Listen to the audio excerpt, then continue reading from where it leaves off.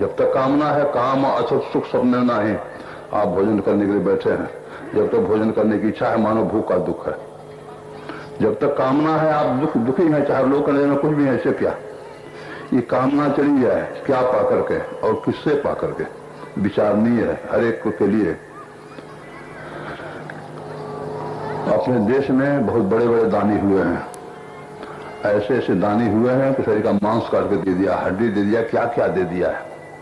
लेकिन इतिहास नहीं बतलाता है कि इन दानियों से पाकर कोई अयाची हो गया, कामना चली गई। अब किससे मांगो। गोस्वामी तुलसीदास जी महाराज के वचन में अगर नहीं जानते हो तो हमसे सुन लो। हरे जग जांची कोई नो, संसार में किसी से मत मांगो। ये संसार के लोग अपने मांग रहे हैं, जो अपने मांग रहा है तो मांग रहे, तो मांग रहे, बनो कैसे होगा। एक कोई फकीर गया बादशाह अकबर के पास कुछ मांगने के लिए। अकबर फकीरों को, संत महात्माओं को आदर देता था, उसको आदर से बैठाया। जिसको से नमाज का समय हो गया था तो हजरत फरमाते थे मैं नमाज गुजार लेता है। कहा ठीक पढ़ो। तो बगल में ही जाए नमाज बिछा, जिसमें नमाज पढ़ाया उसको जाए नमाज करते हैं, बिछा दिया, नमाज पढ़ने लगा। जिसका नमाज समाप्त हो गया तो इबादत करता था, प्रार्थना करता है, या खुदा तो मेरे को तंदुरुस्ती दे, मेरे औलाद को खुशनसीबी दे, खजाने को बरकत दे, फौज को कामयाबी दे। फकीर सोता हम कहाँ है आगे, उठ के चल दिया। तो उसकी प्रार्थना समाप्त हो गई थी। देखा फकीर दरवाजे से चला जा रहा है, आगे बढ़कर हाथ जोड़ के कहा हजरत क्या खता हो गई जो आप हमारे दरवाजे से चले जा रहे हैं। कहा नहीं, खता तेरे से नहीं, खता तो मेरे से हो गई। मैं तेरे यहाँ कुछ मांगने के लिए गया था, ये जानकर कि तू धनी है और दानी है, लेकिन यहाँ पे देखा तू भी मेरे जैसा भिखारी है। अगर कहते क्या क्या बोल रहे हैं, हम भिखारी हैं, इतना धन संपत्ति और धन संपत्ति रहने से क्या हुआ। हाँ तभी अपने कान से सुना कि ये दो वो दो, जब तक दो दो लगा हुआ तो तुम सुखी कैसे हो गया संसार में। इसलिए गोस्वामी तुलसीदास महाराज ने संसार से किसी से मत मानो। जांची जो जांचना है दीजिए, हृदय से जांचना करो। किससे? जो जानकी जान है, जो जानकी का जान है। और जो जानकी का जान है वही हम आप सबका जान है। बिल्कुल दुरुस्त बात। जिस हवा पर हम जी रहे हैं उसी हवा पर आप सारे के सारे लोग जी रहे हैं। अगर हवा का अस्तित्व खत्म हो जाए, हम रहेंगे, आप रहेंगे, चांद रहेगा, सूरज रहेगा, धरती, कुछ नहीं रहेगा। उसी तरह जो जीवनी शक्ति हमारे अंदर है वही जीवनी शक्ति आप तमाम के अंदर है, देवी देवताओं के अंदर है, कीट पतंगाज के अंदर है, सब के अंदर है। जो जीवनी शक्ति जानकी के अंदर है वही जीवनी शक्ति हम आपके अंदर में है। तो जानकी जान जो अर्थात जो सबका जान, विषय कर्ण सुन जीव समेता, सकल एक थे एक सचेता, और सबकर परम प्रकाशक जोई राम आदि उत्पत्ति हुई। वो कौन है? कहते हैं जग जाची जाने, ये जाची जाने, ये जांच तो जांचकता चली जाए, जिसके जांचने से तुम्हारी जांचकता और कामना चली जाए। जो जारक जो कामना जो जबरदस्ती संसार को जा रही है। और उसके अलावे तो जितने हैं देव दनुज मुनि नाग मणि सब माया विवश बेचारे, अतिन के हाथ दास तुलसी पर कहा अपन पवारे। कहने का तात्पर्य कामना का अंत चाहते हैं जिसमें दुख का अर्थ होगा तो मांगिए, लेकिन एकमात्र परमात्मा से मांगिए। लेकिन परमात्मा से मांगे तो क्या मांगिए यह भी सोच लीजिए। क्या ये संसार की चीज, संसार की चीजों में के अधिकता में कामना का अंत होगा? कभी नहीं होगा, कभी नहीं होगा। क्यों? पहले आवश्यकता समझनी होती है। आवश्यकता सुख की कामना है। किस सुख की कामना है?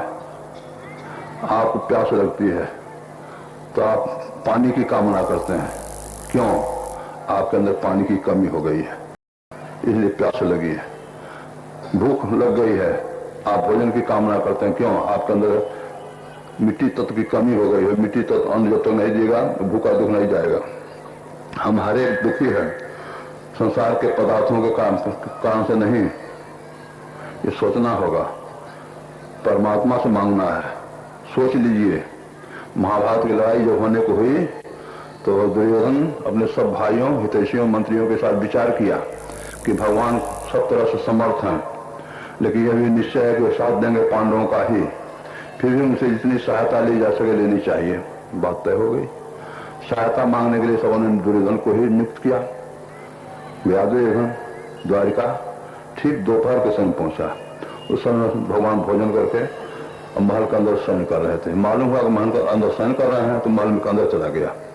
समधी थे, भगवान कृष्ण के पुत्र शाम की शादी दुर्योधन की पुत्री के साथ हुई थी, इसलिए समझी घर का समझी चला गया तो कोई आपत्ति नहीं, चला गया। जाकर देखता है भगवान पलंग पर चादर तान कर सोए हुए हैं, सिराने पर सोने का सिंहासन रखा हुआ है। जाकर उसी पर बैठ गया और जागने की प्रतीक्षा करने लगा। थोड़ी देर के बाद अर्जुन भी पहुंचे। अर्जुन को मालूम हुआ कि अंतपुर में अर्थात महल में शयन कर रहे हैं, तो अर्जुन के लिए तो और कोई मना ही नहीं थी। बाल मित्र थे, मेरा फुफेरा भाई थे, साला बनने का भी संबंध था और भी बहुत से संबंध थे। दुर्योधन भी चले, अर्जुन भी चला गए।